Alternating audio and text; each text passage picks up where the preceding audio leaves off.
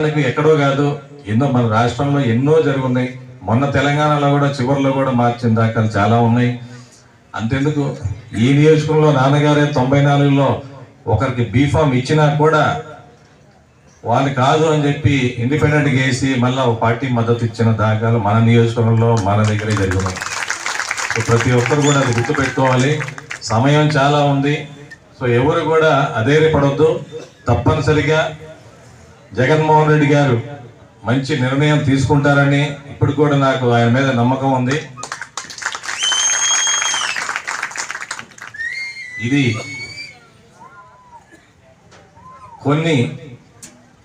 కాకపోతే కొన్ని శక్తులు అడ్డుకున్నాయి.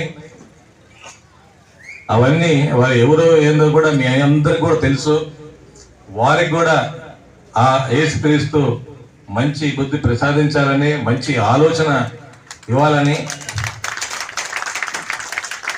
మళ్ళీ మన నాయకుడు జగన్మోహన్ రెడ్డి గారిని రెండోసారి ముఖ్యమంత్రి చేసుకోవటానికై